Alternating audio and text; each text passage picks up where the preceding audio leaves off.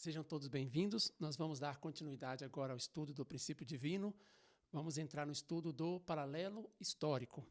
Então, como nós já havíamos mencionado em outros vídeos, é importante, nós sabemos que esta é a versão um pouco mais resumida, que é a versão do seminário de um dia. Nós também temos a versão do seminário de 7 dias, que é um pouco mais aprofundado.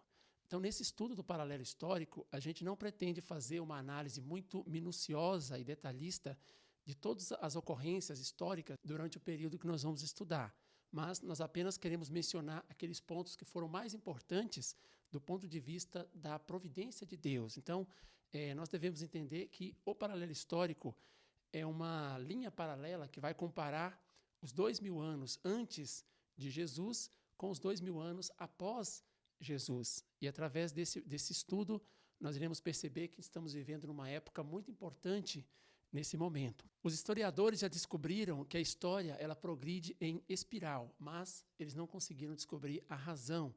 Por que a história progride em espiral? O que significa isso?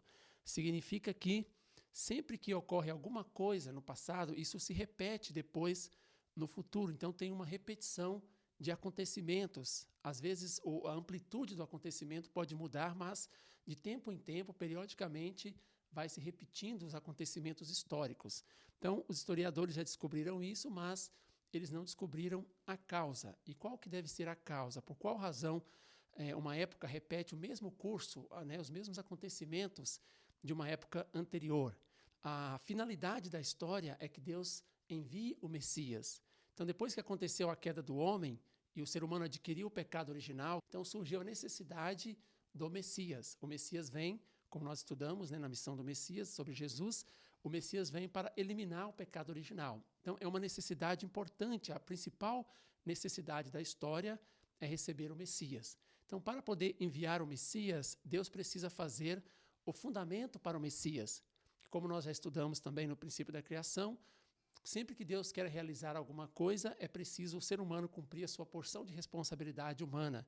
Então, quando acontece alguma falha na porção de responsabilidade humana e Deus não consegue preparar o fundamento para poder receber o Messias, então Deus espera passar um período de tempo e ele chama novamente um personagem histórico, que nós vamos chamar aqui de figura central, e repete tudo aquele acontecimento que já aconteceu anteriormente. Então nós vamos estudar, nós vamos perceber que no estudo do paralelo histórico, nós vamos identificar que há uma repetição de acontecimentos na história do povo judeu e também na história do povo cristão. Nós vamos comparar essas duas histórias.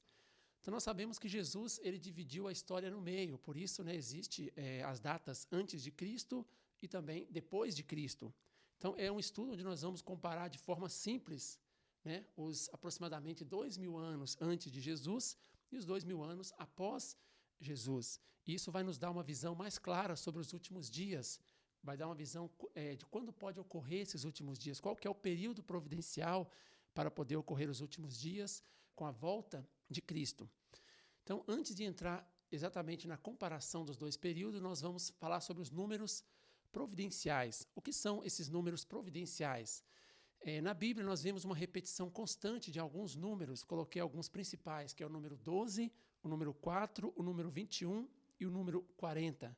Quando nós formos fazer essa comparação entre a história do povo judeu e a história do povo cristão, ou seja, 2000 anos antes de Jesus e 2000 anos após Jesus, nós vamos perceber que há uma repetição desses números, que são chamados números providenciais, ou repetem os próprios números ou seus múltiplos.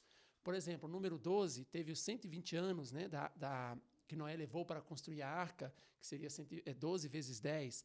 Também Jacó teve 12 filhos, Jesus teve 12 discípulos. Então, esse número 12 é repetido na Bíblia muitas vezes. Também o número 4 teve os 40 dias de dilúvio, 40 dias de jejum de Moisés, também de Jesus, etc. Então, esse número 4 ou seus múltiplos sempre está se repetindo também na história da Bíblia. O número 21, por exemplo, os 3 pombinhos que Noé soltou da arca, ele soltou a cada 7 dias, então 3 vezes 7 também dá 21. Jacó, quando ele fugiu da sua casa e foi morar com seu tio, também ele ficou ali durante 21 anos. Então o número 21 e os seus múltiplos também está se repetindo na Bíblia constantemente. E, por último, o número 40. Os 40 anos que Moisés viveu no palácio do faraó, por exemplo, os 40 dias de ressurreição de Jesus, nós vimos muitas oportunidades, né, que o número 40 é utilizado na Bíblia. Então, há uma repetição constante desses números na Bíblia. Então, esse estudo que nós vamos fazer é baseado nos números 12, 4, 21 e 40 e também os seus múltiplos. Então, basicamente, nós vamos comparar a história do povo judeu com a história do povo cristão. A história do povo judeu, aproximadamente 2.000 anos, e a história do povo cristão, contando de Jesus até agora, também um período de um pouco mais que 2.000 anos. Então, a coincidência entre a história do povo judeu e a história do povo cristão já começa no seu início. Jacó começou com 12 filhos e 70 parentes, Gênesis 46, 27, e Jesus com 12 apóstolos e 70 discípulos, como nós vimos em Lucas 10, 1 e também Lucas 10, 17. Então, nós vamos começar a estudar agora cada período da história do povo judeu e depois nós vamos comparar com a história do povo cristão até os dias de hoje. Então, a história do povo judeu, assim como a história do povo cristão, ela pode ser dividida em 6 períodos para ser entendida. Então, o primeiro período da história do povo judeu foram os 400 anos de escravidão no Egito. Depois, eles passaram 400 anos, chamado período dos juízes. Depois, 120 anos, chamado período do Reino Unido. Nós ainda vamos falar o detalhe, né, sobre cada um desses períodos. No momento, estou apenas mencionando, né, a existência desses períodos, essa divisão na história do povo judeu. Depois, 400 anos, chamado Reino Dividido do Norte e do Sul. Depois, 210 anos, chamado Cativeiro e Volta dos Judeus. E depois, 400 anos, chamado de Preparação para a Vinda do Messias. Então, logo após, Jesus veio, né? Depois desses quase 2.000 anos de preparação do povo judeu, Jesus veio. Como nós vimos na missão do Messias, infelizmente, depois aconteceu a crucificação de Jesus e o povo judeu perdeu o qualificativo de povo escolhido e Deus começou a trabalhar com o povo cristão.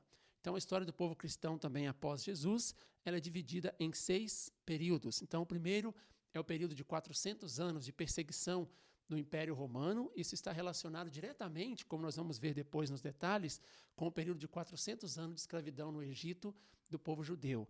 Depois, a história do povo cristão entrou no período de 400 anos, chamado período dos patriarcas, que também está diretamente ligado com o período dos juízes, de 400 anos da história do povo judeu. Depois, a história do povo cristão entrou no período de 120 anos, chamado Reino Cristão, que também está diretamente ligado com 120 anos do Reino Unido. É uma repetição dos 120 anos do Reino Unido. Depois, o povo cristão entrou no período de 400 anos de reino dividido de leste e oeste, que está simbolizando, está representando os 400 anos do reino dividido de norte e sul na história do povo judeu.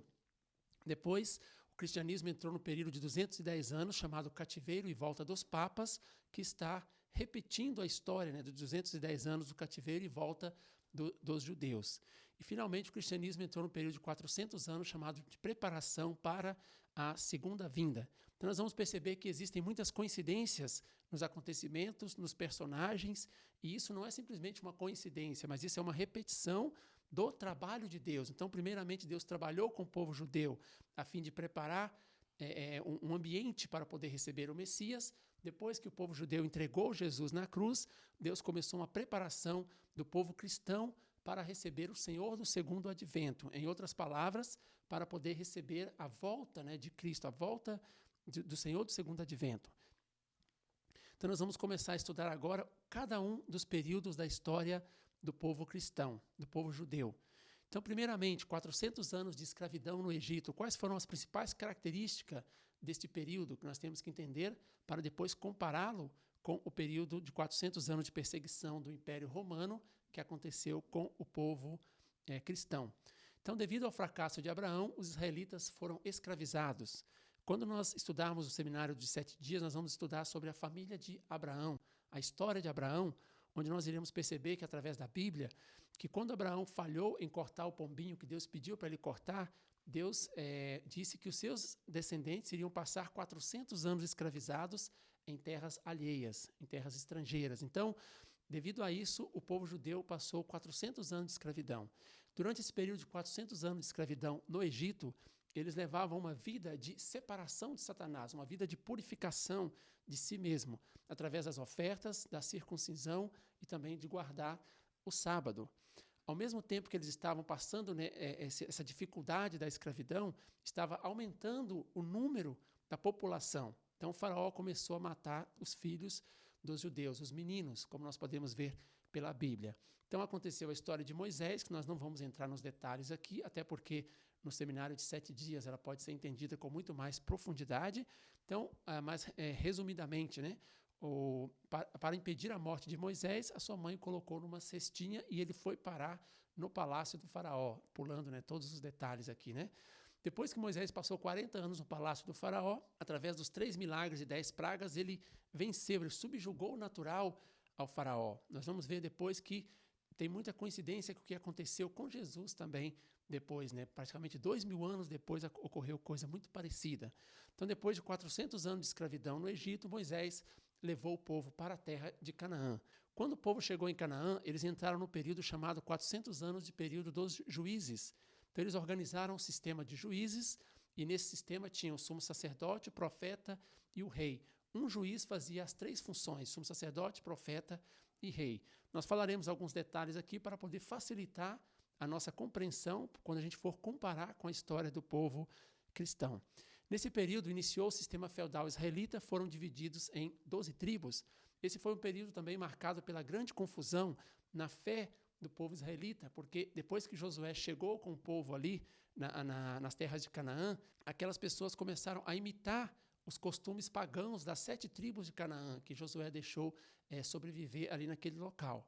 Então, passou esse período, né, de 400 anos, marcado pelo sistema dos juízes, onde um juiz fazia a função de sumo sacerdote, profeta e rei. Também começou aí o sistema, né, de divisão das tribos, 12 tribos, e também foi um período marcado pela grande confusão na fé do povo israelita, que estava imitando os costumes pagãos do povo que estava vivendo ali em Canaã. Ao final desse período de 400 anos, o juiz Samuel coroou o rei Saul e deu início ao próximo período, que é chamado período de 120 anos do Reino Unido. Este foi o período dos reis Saul, Davi e Salomão. Então, qual era a função do rei? Nós temos que lembrar constantemente que a finalidade da história é receber o Messias. A finalidade de Deus, depois da queda, tudo que Deus fez, todas aquelas histórias, né, que conta na Bíblia, a história daqueles personagens, daqueles acontecimentos, tudo isso está mostrando o trabalho de Deus para preparar, para poder mandar, enviar um Messias que vai salvar a humanidade. Então, qual que era a função, a missão dos reis? Os reis deveriam realizar a vontade de Deus e construir o templo. Após a construção do templo, eles deveriam ter muita união com os profetas, assim como Caim e Abel. Eles tinham que ter uma união entre o rei e o profeta. Através dessa união, iria criar um fundamento para que todo o povo de Israel pudesse se unir também ao rei e, com isso, criar o fundamento para receber o Messias. Então, a função principal dos reis era construir o templo, em união com os profetas, e todo o povo de Israel se uniria ao rei e, com isso, criaria o fundamento para poder receber o Messias. Então, o rei Saul e o rei Davi, como nós sabemos, né, através da Bíblia, eles não construíram o templo. Depois o rei Salomão construiu o templo, mas o rei Salomão, como fala na Bíblia, né, ele tinha aproximadamente 700 esposas e 300 concubinas, e a maioria delas eram pagãs. Então o templo foi invadido pelos deuses pagãos das esposas e das concubinas de Salomão. Então significa que o templo foi invadido para Satanás. Qual que era o significado desse templo? Esse templo ele iria ser a casa do Filho de Deus. Se tivesse acontecido essa providência, esse trabalho de Deus, onde o rei se unisse com os profetas naquele momento, construísse o templo, o povo também se unisse com eles, e depois o Filho de Deus poderia nascer ali. O Messias poderia ter nascido nessa época. Imagina se Jesus tivesse nascido quase 1000 anos antes de quando ele nasceu. Certamente poderia ter sido diferente o trabalho, né, de Jesus, a recepção de Jesus aqui na Terra, principalmente tendo nascido dentro da família, dentro de um templo real. Então, infelizmente, não foi possível acontecer isso e a providência teve que continuar, teve que ser prolongada. Então, depois disso, depois do período dos reis, 120 anos, de 40 anos do rei Saul, 40 anos do rei Davi e 40 anos do rei Salomão. Então, entrou no período de 400 anos chamado Reino Dividido do Norte e do Sul. Então, infelizmente, devido à invasão de Satanás ao templo de Salomão, o reino teve que ser dividido para poder ocorrer a separação de Satanás. Então, Salomão morreu, depois Roboão assumiu o trono, aumentou os impostos, teve um certo tipo de rebelião ali e o reino foi dividido. O ponto importante aqui, o reino foi dividido em 10 tribos de Israel e 2 tribos de Judá. Essas 10 tribos de Israel estavam seguindo um caminho do mal e as 2 tribos de Judá seguindo o caminho do bem. Essa foi a época dos grandes profetas, por exemplo, Amós, Jonas, Elias. Esses profetas eram todos de Judá, do lado do bem, vamos colocar assim. E eles eram enviados até as 10 tribos de Israel para poder pregar para que essas tribos pudessem se arrepender. Mas eles não se arrependiam e eles até apedrejavam e matavam esses profetas. Então Deus tentou advertir o povo primeiramente, mas eles não escutaram através dos profetas. Então os assírios invadiram as 10 tribos de Israel e destruiu todas essas 10 tribos de Israel. Infelizmente, do outro lado também, nas 2 tribos de Judá, começaram a adorar outros tipos de deuses e eles foram cativos na Babilônia. Então Satanás invadiu mais uma vez e aquele templo que tinha sido construído, o templo foi destruído. Então nós podemos perceber aí no fluxo da história, né, que Deus, desde que tirou o povo judeu lá do Egito, passou com o povo pelo deserto, passou pelo período de 400 anos de preparação, enviou os reis para poder criar o ambiente propício para receber o seu filho, receber o Messias, e depois não aconteceu. Houve a divisão do reino, infelizmente as 10 tribos, ou seja, a maioria estavam fazendo coisas, né, erradas, representando o lado do mal, as 10 tribos de Israel, e eles não ouviram as palavras desses profetas, as palavras de Deus, através dos profetas, por isso foram destruídos. Então, houve uma redução numérica de força, né, no povo preparado de Deus. Lembrando que o povo judeu é o povo escolhido, é o povo eleito com o qual Deus trabalhou para poder receber o Messias, receber Jesus. Então, esse período de 400 anos do reino dividido se passou dessa forma. Depois eles entraram no período chamado de 210 anos de cativeiro e volta dos judeus. Esse período de 210 anos, o rei Nabucodonosor II levou cativo, né, o rei Joaquim e a nobreza, todos eles voltaram para uma situação de escravidão e sem um território. Depois o rei Ciro da Pérsia invadiu a Babilônia e libertou todos os israelitas. Então eles passaram 70 anos aprisionados, depois o rei Ciro da Pérsia libertou eles, né, dos cativeiros, e eles levaram mais 170 anos, mais 140 anos para poder voltar. Então o povo estava esquecendo a missão de povo escolhido de Deus, e nesse momento apareceu um reformista da fé do povo israelita, que é o profeta Malaquias. Ele veio como reformista para reformar a fé e a esperança do povo. Então o povo conseguiu retornar depois de 140 anos, então somando 70 anos mais 140, que é 70 anos que eles ficaram aprisionados, mais 140 que eles levaram para poder voltar, isso dá 210 anos. Lembrando daqueles números providenciais que nós mencionamos, então está tendo uma repetição desses números. Então o povo retornou e reconstruiu aquele templo que tinha sido destruído por Nabucodonosor. Então Malaquias ele estava devolvendo a identidade de povo escolhido. Nessa época, o povo judeu estava esquecendo a identidade, a sua missão principal, que era receber o Filho de Deus, receber o Messias.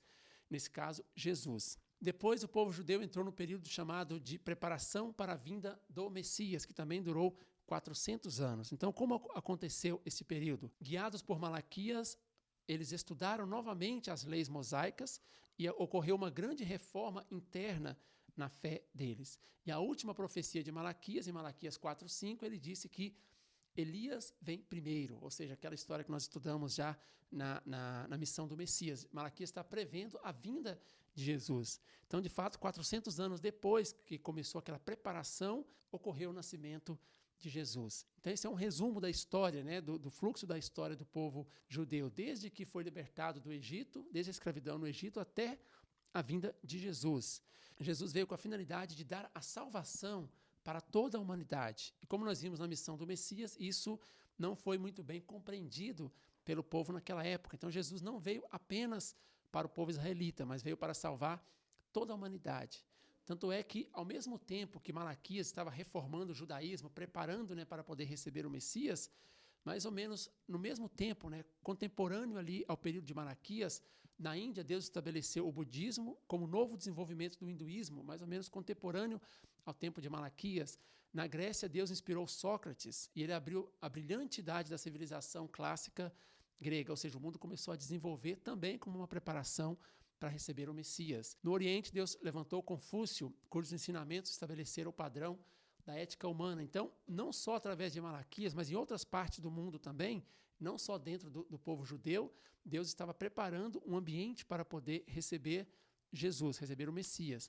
Então, Jesus devia vir sobre este fundamento mundial de preparação e, através de seus ensinamentos, ele traria a união entre o judaísmo, o helenismo, o budismo, o confucionismo e unificaria o mundo, mas, infelizmente, como nós vimos, o povo judeu entregou Jesus à crucificação e acabou perdendo todo o fundamento como povo escolhido.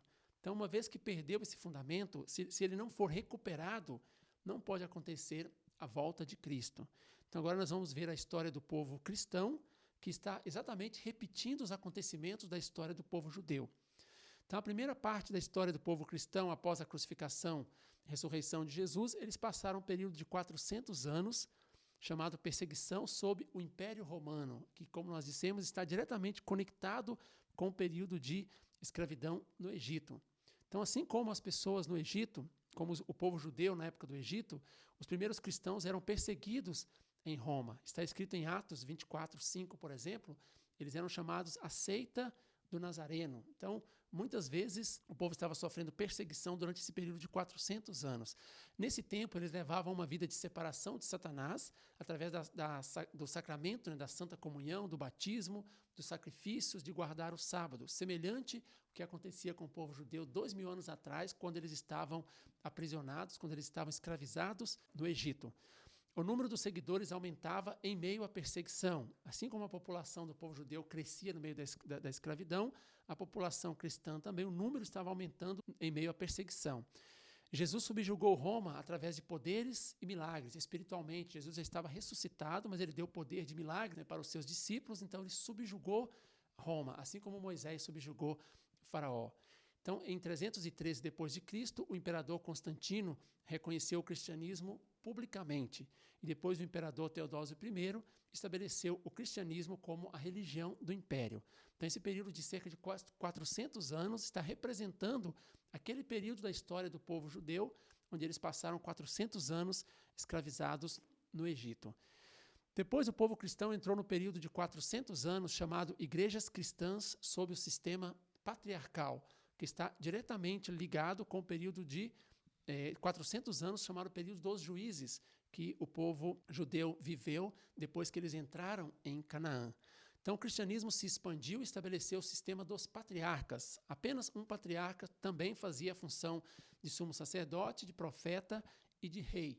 Lembrando que na época do período dos juízes, um juiz também fazia 3 funções. Nessa época, 2000 anos depois, também houve um período semelhante de 400 anos, repetindo, né, o mesmo acontecimento. Nesse tempo, iniciou o sistema feudal cristão e foi dividido em 5 igrejas, que é a igreja de Antioquia, Jerusalém, Roma, Constantinopla e Alexandria. Esse foi um período também marcado de confusão na fé do povo cristão.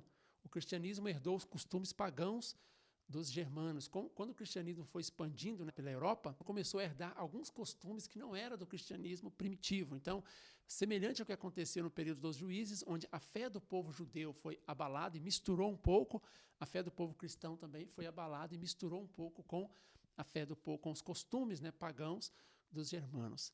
Depois que passou esse período de 400 anos, assim como o profeta Samuel coroou o rei Saul, no caso da história do povo cristão, o Papa Leão III coroou Carlos Magno. E assim começou o período dos reis. Começou o período de 120 anos, né, chamado Reino Cristão. Da mesma forma que deveria acontecer com o povo judeu, com o rei Saul, Davi e Salomão, Carlos Magno, como rei, também tinha uma função. O que deveria acontecer nesse momento? Lembrando que o fluxo da história é Deus preparando, tentando criar o fundamento para poder receber o Messias. Justamente por isso que ele está repetindo os acontecimentos, porque quando há uma falha, alguém tem que fazer de novo da forma correta. Então o rei deveria receber as palavras de Deus através do Papa e dos mosteiros. Lembrando que na época do Reino Unido de 120 anos do povo judeu, o rei deveria unir com os profetas. Nesse caso, o rei deveria se unir com os papas e com os mosteiros, que estava representando Deus. Por outro lado, o papa e os mosteiros também deveriam se unir com o rei como seus súditos. Então, essa união entre o papa e o rei iria criar o fundamento para ocorrer a segunda vinda de Cristo, ou seja, para ocorrer a volta de Cristo, e com isso estabelecer o reino celeste. Então é muito semelhante ao que aconteceu no período de 120 anos do rei Saul, Davi e Salomão, estava acontecendo também na época do rei Carlos Magno, do imperador, né, Carlos Magno. Então, da mesma forma que o rei deveria se unir com os profetas para receber o Filho de Deus, nessa época também, 2000 anos depois, está se repetindo um acontecimento semelhante, onde o rei deveria se unir com os papas para poder receber a segunda vinda de Cristo. O rei não exaltou a vontade de Deus e não se uniu com o papa. Ocorreu uma grande confusão entre a igreja, né, e o rei, e depois os netos de Carlos Magno acabaram dividindo o reino. Então, a conclusão foi igual. Assim como o reino de Salomão foi dividido, os netos de Carlos Magno também brigaram entre si e acabaram dividindo o reino. Então, a história do povo cristão entrou no período chamado de 400 anos do reino dividido do leste e oeste. Então, esse período é interessante que, assim como na época do reino dividido de norte e sul da história do povo judeu, esse período do reino dividido leste e oeste na história do povo cristão era a época dos grandes santos, aqueles santos como São Francisco, São Tomás, São Bernardo. Esses santos, eles tinham a mesma função dos profetas, porque nesse momento o reino estava dividido, estava ocorrendo muito tipo de problema. Então, esses santos estavam pregando, estavam ensinando a palavra de Deus para que pudesse se arrepender. Assim como os profetas estavam fazendo também na época do povo judeu, onde eles saíam, né, daquelas 2 tribos e iam até as 10 tribos de Israel para poder fazer com que o povo se arrependesse. Mas, infelizmente, assim como aconteceu na época do povo judeu 2000 anos antes, repetiu de novo na história do povo cristão, onde os líderes não se arrependeram, e os principais líderes do cristianismo não ouviram a palavra, né, de Deus através desses santos e não se arrependeram. Por isso, os turcos seljúcidas invadiram Jerusalém. E foi o período das cruzadas. Depois que eles invadiram Jerusalém, assim como os assírios tinham invadido, né, aquelas 10 tribos de Israel e destruído todas elas, então os turcos seljúcidas invadiram Jerusalém e começou uma destruição também da cidade santa de Jerusalém. Então os papas e os senhores feudais organizaram as famosas cruzadas.